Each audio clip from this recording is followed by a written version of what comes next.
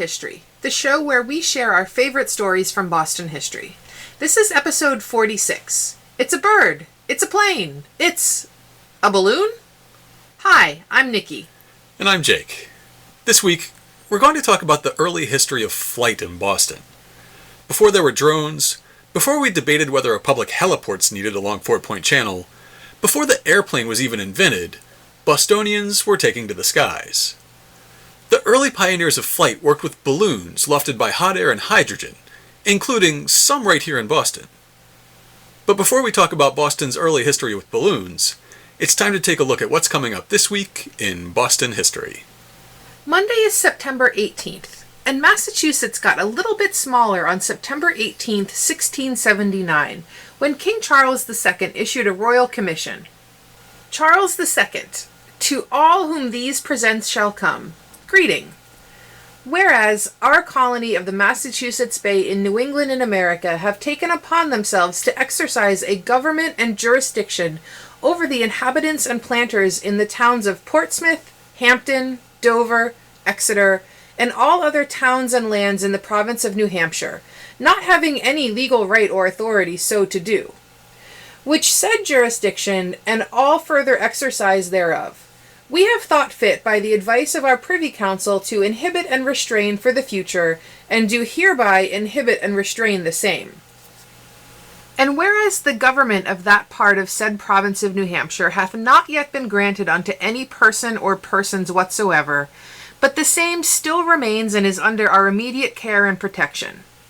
To the end, therefore, that our loving subjects, the planters and inhabitants within the limits aforesaid, may be protected and defended in their respective rights, liberties, and properties, and that due and impartial justice may be duly administered in all cases civil and criminal, and that all possible care may be taken for the quiet and orderly government of the same. Now know ye, that we, by and with the advice of our Privy Council, have thought fit to erect and constitute, and by these presents for us or heirs and successors do erect, constitute, and appoint a president and council to take care of the said tract of land called the province of New Hampshire. After speculating for a few days as to whether General Howe, the British commander, would be able to take the American capital at Philadelphia, John Adams was woken in the wee hours of September 19th, 1777, with a dire warning. At 3 this morning was waked by Mr. Lovell and told that the members of Congress were gone, some of them, a little after midnight. That there was a letter from Mr. Hamilton, aide-de-camp to the general, informing that the enemy were in possession of the ford and the boats, and had it in their power to be in Philadelphia before morning, and that if Congress was not removed, they had not a moment to lose. Mr. Merchant and myself arose, sent for our horses, and after collecting our things, rode off after the others.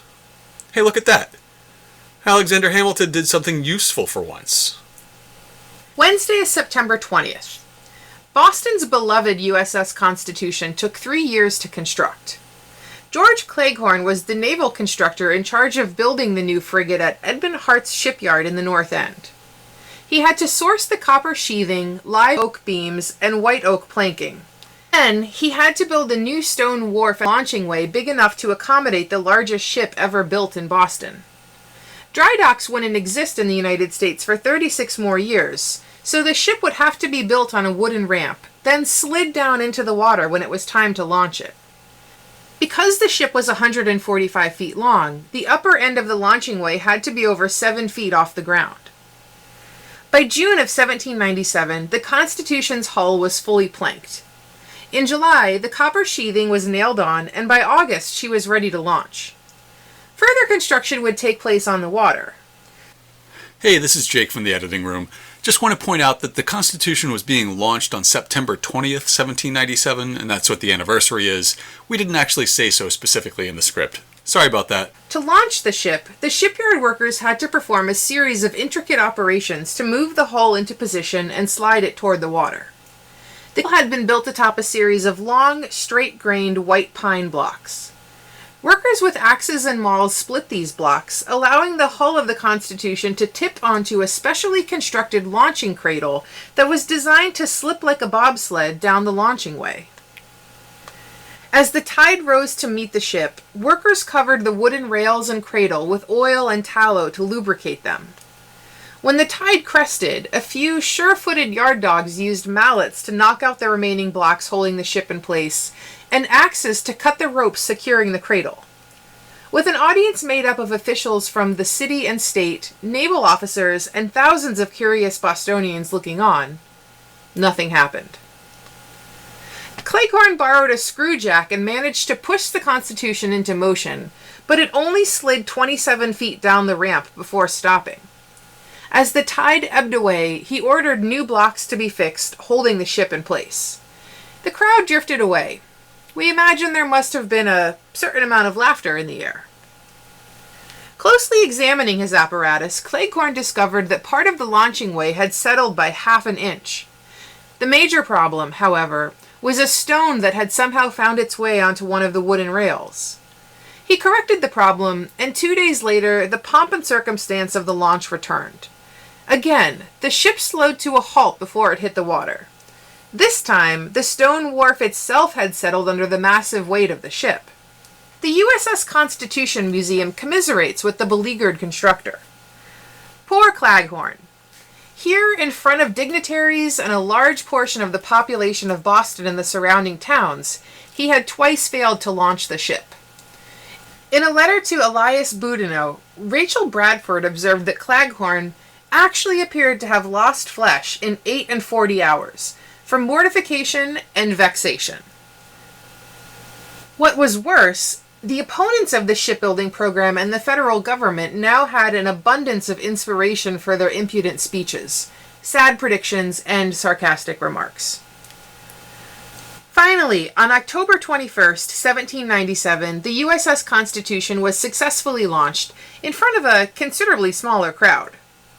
As she approaches her 220th birthday, she is the oldest commissioned warship in the world, and the last U.S. Navy ship to defeat an enemy with naval gunfire. As this podcast has covered many times in the past, Quakers were roughly treated in the early days of Massachusetts. Anyone who proclaimed that faith could be jailed, whipped, or if they persisted, even executed. On September 21st, 1657, 3 Quakers were publicly flogged in Boston, probably on Boston Common. Christopher Holder and John Copeland were seized in Salem, and after being very roughly handled, were had to Boston. Here the operation of whipping was performed with a knotted whip of 3 cords, with all the physical ability the hangman could command. Another friend, Samuel Shattuck of Salem, had to suffer the same for interfering when Holder was gagged. Friday is September 22nd. In one of the saddest episodes we've recounted on the podcast, episode 27 told the story of an enslaved woman named Maria, who was burned at the stake in Boston on September 22nd, 1681. She confessed to deliberately setting fire to 2 houses in Roxbury that June, and she was convicted and sentenced to death on September 6th. The prisoner at the bar pleaded and acknowledged herself to be guilty of the fact, and accordingly, the next day, being again brought to the bar, had the sentence of death pronounced against her by the honorable governor, that she should go from the bar to the prison whence she came, and then to the place of execution, and there be burned. The Lord be merciful to thy soul, said the governor. At the time, English law considered common means of execution such as hanging, drawing, or quartering to be too revealing of a woman's body, and thus immodest. Instead, Maria would be burned to death, subjecting her to unspeakable pain in order to preserve her modesty. And that is some sexist bullfeathers. The Diary of Increase Mather records that the sentence was carried out on September 22nd. 1681, September 22nd. There were 3 persons executed in Boston. An Englishman for a rape, a Negro man for burning a house at Northampton, and a Negro woman who burnt 2 houses at Roxbury, July 12th, in one of which a child was burnt to death. The Negro woman was burned to death, the first yet suffered such a death in New England. On September 23, 1815, a great gale blew into Boston with hurricane-force winds. In his 1871 history of the city, former Mayor Nathaniel Shurtleff wrote, "This tremendous gale, which will ever be memorable in the annals of Boston, occurred on Saturday, the 23rd of September. The damage to buildings was exceedingly great. Several of the chimneys of the State House were upset, as were also about 60 others in different parts of the town. The steeples of Old South, Hollis Street, Charles Street Baptist, and Park Street meeting houses were much injured, and barely escaped being blown down. The roofs of several buildings were taken off, and a great destruction of slates and window glass ensued from the violence of the gale. One building was entirely blown down and burnt, the old wooden glass house in Essex Street, and the shipping in the harbor and at the wharves was very much injured. But we are told that the most impressive scene was exhibited on the Common and in its immediate vicinity. Many of the old and stately trees which formed the old Mall and skirted the Common were torn up by their roots and prostrated, carrying the fences with them, and several of the large elms of Paddock's Mall shared the same fate, overturning a portion of the brick wall of the burial ground. One of the trees of the old Mall measured then 7 feet and 11 inches in girth. He goes on to note that the current iron fences were built around the Common after the Great September Gale, and the destroyed trees were replaced by American elms. Those elms that have survived Dutch elm disease are now among the most impressive of their genus in the country. Finally, Sunday is September 24th. If New Hampshire was desperate to get out of Massachusetts in 1679, a century later, another northern territory was desperate to get in. On September 24th, 1776, a committee of the residents of Sunbury County, Nova Scotia, wrote to the Massachusetts state government. The inhabitants on the River St. John are desirous of committing themselves to the government and protection of the province or state of the Massachusetts Bay.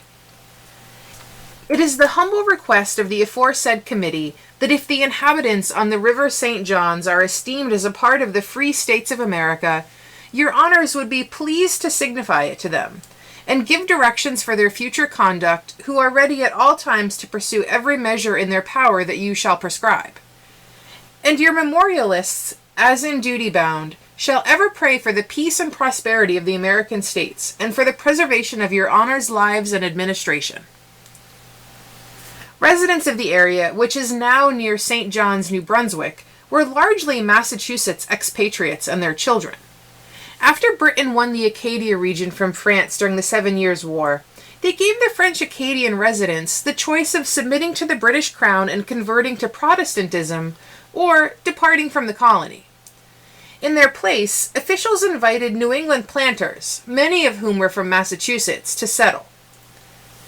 Maine remained contested throughout the Revolutionary War, and in the end, about a third of Sunbury County was given to the U.S. in 1784. The St. Johns River was at the heart of a frontier territory between Maine and British Canada that wasn't settled until the Webster-Ashburton Treaty of 1842. Manned flight has its origins in France in 1783. A couple of weeks ago in the podcast, we quoted a letter that John Adams wrote to Abigail from Paris in September of that year. He was eager to see Abigail, and said, "If the balloon should be carried to such perfection as to give mankind the safe navigation of the air, I will fly in one of them at the rate of 30 knots an hour." His confidence was a little bit premature, but it goes to show how much hype there was around balloons at the time. That summer, the Montgolfier brothers demonstrated a hot air balloon for the first time. Joseph Michel and Jacques Etienne were paper makers who had been experimenting with the idea of flight since they watched scraps of paper rising out of a fire. Believing that there was a special gas in smoke that was lighter than air, they built small balloons out of paper and taffeta over wood frames, lit small fires under them, and were pleased to see the contraptions rise off the ground. By June of 1783, they had conducted their first public demonstration of a balloon, which got them noticed in Paris. That September, a sheep, a duck, and a rooster became the first creatures to ascend in a balloon, flying from the royal palace at Versailles with Louis XVI and Marie Antoinette looking on. When both fowl and the more terrestrial sheep survived a flight of some 1,500 feet of altitude, the king decided to allow human testing. In October, Etienne became the first human to ascend in a balloon, in a secret test performed at the brothers' workshop. Later that day, a physicist friend also ascended in a tethered balloon at their shop. In November, the physicist would make a public ascent in Paris, accompanied by a French army officer. They soared to 3,000 feet and traveled almost 6 miles before touching down outside the city walls. This public flight touched off a round of balloon fever in France, with everything from shirt sleeves to seat backs being designed with balloon-like flares, and colorful balloons were printed on all kinds of consumer products. Just 2 years later, as balloon fever raged on, the first Bostonian took to the skies. Dr. John Jeffries was a physician from Boston. He's an interesting character, and he'll probably pop up in future podcasts. He worked closely with John Adams as a witness for the defense in the Boston Massacre trial, but as the American Revolution heated up, he became a staunch loyalist. He served as a physician in the Royal Army during the war before moving to London. There, he ended up becoming personal physician to the Adams family, while John was serving as America's first ambassador to Great Britain. As she was waiting for Jeffries to deliver her first grandchild, Abigail Adams would say, "Dr. Jeffries is our family physician, and is really an amiable, benevolent man, though formerly he took a different side in politics." Later, Jeffries would move back to Boston, but it was during his exile in London that he made aviation history. About a year after the Montgolfiers first demonstrated balloon flight, a French balloonist and daredevil named Jean-Pierre Blanchard arrived in London and began giving demonstrations.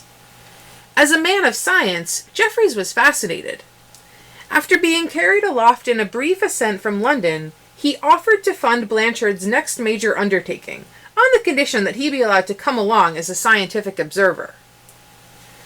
Together, the two staged a balloon and supplies in Dover and waited for the weather to turn in their favor. On January 7th, 1785, the day dawned clear with a light breeze from the west. They began to inflate Blanchard's balloon with hydrogen, which, at that time, meant mixing iron filings with sulfuric acid in barrels and piping it into the balloon. Finally, they ascended, with Jeffries carrying a barometer to measure their altitude as they progressed.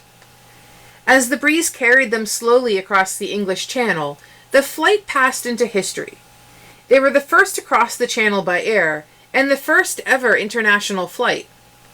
Over Calais, Jeffries dropped a letter from Ben Franklin's son William to the American delegation in Paris, which is now considered the world's first piece of airmail. Despite making history, the flight was not without difficulties. About a month after their ascent, Jeffries met John Quincy Adams at a dinner with Ben Franklin in Paris. John Quincy's diary records the tense atmosphere aboard the balloon.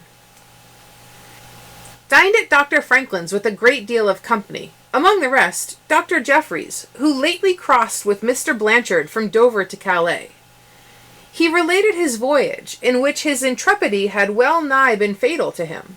The balloon descended, he says, 3/4 of a mile in 2 minutes. He and Mr. Blanchard were both of them obliged to throw almost all of their clothes into the water. At one time, they were not more than 20 yards above the surface."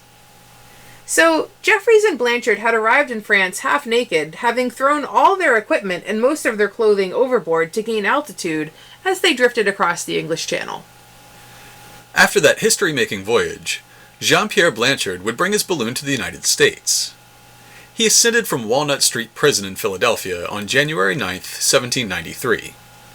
President Washington and a group of dignitaries were on hand to witness the feat, along with hundreds who paid to watch him take off from inside the walls of the prison, and even more who skipped the admission fee and watched from the surrounding streets.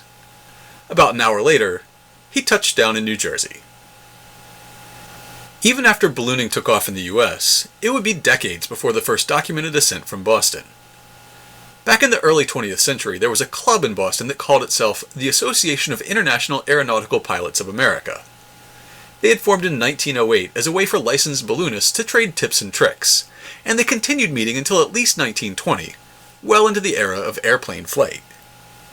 Their annual meeting was held on November 1st, and they claimed the date was chosen to mark the anniversary of the first balloon ascent in Boston, which they imply was given by Dr. Jeffries, and say was held on November 1st, 1790, in front of the Green Dragon Tavern. The only reference we can find to this date as the first ascent in Boston is in a newsletter called Aero, where the club is advertising their annual banquet. It's possible that the date refers to the demonstration of a small unmanned balloon. It's equally possible that the event in 1790 was completely made up. There may not be any evidence to back up that claim for a 1790 balloon ascent, but there is plenty of evidence for the first official ascent in Boston. And that evidence is the first aviation-related lawsuit in Massachusetts. On September 3rd, 1821, the aeronaut Louis Charles Gille took off from Washington Gardens on Tremont Street across from the Common. The flight seemed to be successful, and the balloon descended at Ten Hills Farm in Somerville. A man named Swan had a large commercial vegetable garden there at the time. An article about the trial describes the descent. The facts are there stated as follows. Gille ascended in a balloon in the vicinity of Swan's garden and descended into his garden. When he descended, his body was hanging out of the car of the balloon in a very perilous situation, and he called to a person at work in Swan's field to help him, in a voice audible to the pursuing crowd. After the balloon descended, it dragged along over potatoes and radishes about 30 feet when Gille was taken out. The balloon was carried to a barn at the farther end of the premises. Gille and his balloon caused an estimated $15 of damage to Mr. Swan's farm. The real problem came when 200 or more people broke down Mr. Swan's fences, trampling his fields in an attempt to see the balloon. They caused at least $75 in damage. The jury found that Gille's shouts for help made him liable for the crowd's damage and assessed a judgment against him for $90. Almost a century later, newspapers would cite the case as a note of warning for barnstorming aviators who might land in farm fields. A decade after that first ascent by Louis Charles Gille, balloon ascents were a popular entertainment for the people of Boston. In the last week of August and the first 2 weeks of September 1834, Charles Durant built a temporary amphitheater on Boston Common and gave a series of balloon demonstrations. An Irish actor touring the States recorded his impressions of the crowd waiting expectantly for one of Durant's ascents. On arriving at Boston, I found the whole city in movement to assist, as the French say, in the ascent of a balloon, constructed by a Mr. Durant, already well known as an experienced and intrepid aeronaut. Purchasing a ticket for the amphitheater, a lofty temporary enclosure with rows of seats running round it, I fell into the crowd, and made my way across the common at the extremity of which the building in question was situated. On this day, the whole area was alive with expectant gazers, whilst the several lines of streets leading into it were thronged with hurrying reinforcements. Selecting a good point of vantage, I stood for some time examining the materials out of which this vast congregation was made up, and I have never seen a population whose general appearance would endure so close a scrutiny as well. I computed that the women outnumbered their less attractive companions by at least a third. These were all in holiday trim, of course, invariably well dressed, but commonly having a pretension to taste and style I have never elsewhere observed so universally prevalent amongst the same class. The men, both in air and dress, were inferior to their female friends, so much so that it was difficult to imagine them belonging to the same order. And this remark, I think, will be found generally to apply throughout the Union. After a time, I slowly made my way to the amphitheater, presented my ticket, and was admitted within the enclosure, where the arrangements for the flight were in busy progress. The Boston Post noted Durant's first ascent on August 25th, when he drifted around the city on gently shifting winds, before eventually landing near Mount Auburn Cemetery in Cambridge. The Post quoted Durant's account of a publicity stunt he staged during that first flight. After about an hour, he attained a sufficient easterly position to allow the Rabbit and parachute to reach Boston. As I was then over the Back Bay, I judged the best plan to give the spectators a view of the descent of the Rabbit would be to keep in the lower current, and thus reach the land on the western side of the Back Bay. At 4 hours and 49 minutes, I judged myself sufficiently over the land to let go of the Rabbit. The barometer then stood at 2602, the thermometer at 68 degrees, and 4 minutes after I saw him land. A number of persons on foot and in carriages hastened to the spot and caught the parachute before it touched the earth. That first ascent got the town talking, but it was his last ascent from Boston on September 13th that was the most memorable to the aeronaut himself. His account appears in the American Magazine of Useful and Entertaining Knowledge, edited by Nathaniel Hawthorne. My 12th aerial voyage is so full of pleasing incidents to myself that I the more cheerfully comply with a request to furnish the minutes of the tour. He ascended from his amphitheater as usual and hovered over the Charles between the Common and Cambridgeport as he gradually rose to an altitude of 8,000 feet. A strong high-altitude air current began carrying him out over the harbor. When I descended to the lower current, I was over Fort Warren, and at 5 hours 6 minutes was so near as to hear the remarks of persons on the island. My course was now changed, and again directed towards Boston. I went down to speak to a barge which was heading to intersect my line of progression. I heard distinctly the remark of those on board, "Mr. Durant, do you intend to alight here?" I answered no, and asked his name, wishing to report him in the city, but I could not understand his reply. The sun was becoming more and more interesting, and I think I never beheld so thrilling and animating a sight as was presented on approaching the city. The bay appeared alive, with vessels and boats of all classes. From one of them came delightful music, and approaching the wharves so near as to hear the bells and voices of thousands of fellow beings, waving handkerchiefs and hats to welcome my return, produced a pleasing sensation, which you may better imagine than I can describe. I rose as I entered the city to prevent danger from contact with steeples, though I passed sufficiently near to observe distinctly the movements of the inhabitants. He first attempted to land back at Boston Common, where his voyage began, but he overshot his goal. As the breeze carried him into Cambridgeport, he considered alighting in Harvard Yard, but was still moving too fast. At 34 minutes past 5, I was opposite the college at Cambridge, and addressed an evening paper to Honorable Josiah Quincy, which I sent down with another that I found in the car, directed to a gentleman in Cambridgeport. At 1 minute past 6, I conversed with a gentleman who told me I was in Waltham, 10 miles from Boston, and desired I would come down. I gave him some evening papers which I found in the car, directed to gentlemen and newspaper offices in different parts of the United States. I requested he would put them in the post office, which he promised to do. After showing off for the folks on the ground, he realized that his anchor cables were dragging and in danger of tangling in the treetops. He cut them away, cast off some ballast, and soon rose to a half a mile above the ground level again. He finally landed on a farm in Lincoln, where onlookers quickly gathered to help Durant fold up the balloon. They carried him off to the nearest tavern, where many toasts were toasted, before he was taken back to Boston at the head of a veritable parade of chaises and carriages. Despite all the excitement, he was back at his own lodging before 11 p.m. The voyage throughout was to me the most interesting one that I ever performed. It is my last from Boston this season, and if it has met the approbation of your citizens, I shall enjoy the pleasure of having contributed to at least the gratification of an intelligent community, whose many acts of kind and polite attention towards me will forever leave a pleasing memento. Yours, C.F. Durant. Tremont House, Boston, 14th September 1834. As early as the Napoleonic Wars, military leaders saw the potential of balloons to allow their scouts to peer deep behind enemy lines. However, it wasn't until after the invention of photography that this dream became practical. The world's first aerial photograph was taken of Paris in 1858, though it's long since been lost. The very next year, the French army began using balloons to photograph enemy lines during the Franco-Austrian War.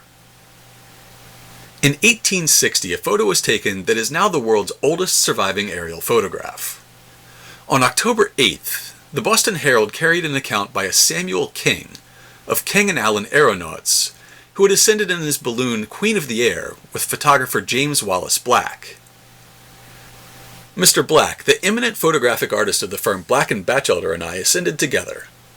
First of all, we arose to 1,200 feet, but we wished to get more extended views that could be obtained at such a height, and so after being drawn down and detaching the rope, we ascended in the usual manner. Soon an expansive field was opened to us, and we hoped to be able to secure some of the magnificent scenes which we now scanned. Everything was in readiness, and an attempt was made to take the city that was now sitting so beautifully for her picture. But just at this time we encountered a difficulty which had never before suggested itself. The gas, expanding as the balloon rose, filled the surrounding atmosphere, penetrating even into the camera, neutralizing the effect of the light and turning the coating on the glass plate to a uniform dark brown color. Several plates were spoiled in this manner before we discovered the cause, by which we lost very much precious time as we were rapidly drifting away in a southerly direction. 5 days later, they repeated the attempt, and on October 13, 1860, the first aerial photo was captured of Boston.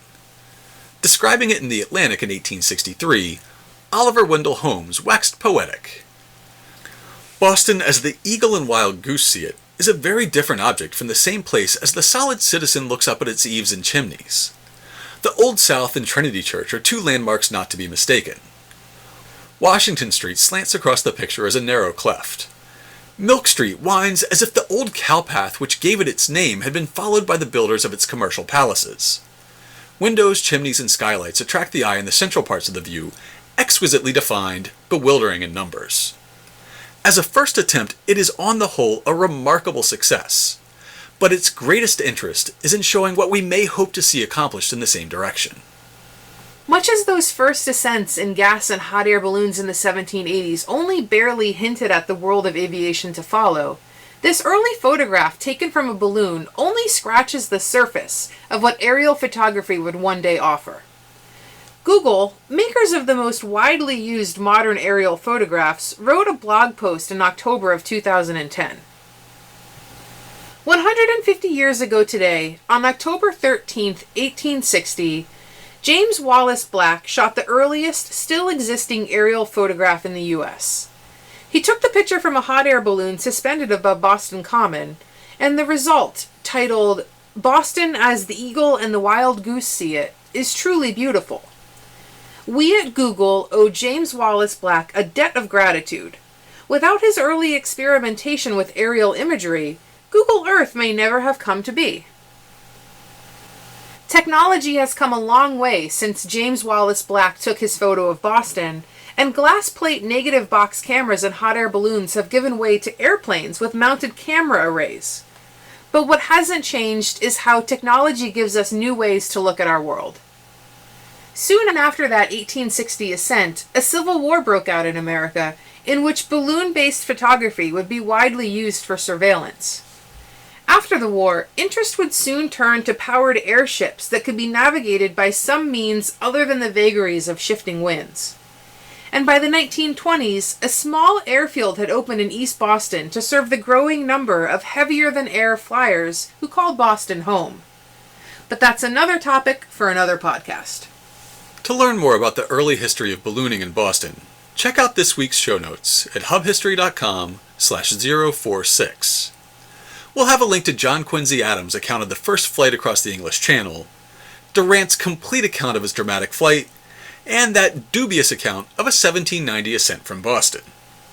We'll post an engraving of Durant's ascent from the Common and a copy of the first 1860 aerial photo of Boston. And of course, we'll have links and sources for all of this week's historical anniversaries. After episode 44 about perambulating the bounds went out, William Ricker tweeted at us, "Dress for ticks if perambulating. If you get to be the delegation, or do it without, I might be interested in hiking along. And I have flasks." He also added several links to resources about perambulation, town lines, and boundary stones, which we'll link to in this week's show notes. If you want to get in touch with us, you can email us at podcast@hubhistory.com. We're Hub History on Twitter, Facebook, and Instagram. Or you can go to hubhistory.com and click on the Contact Us link. While you're on the site, hit the subscribe link and be sure that you never miss an episode.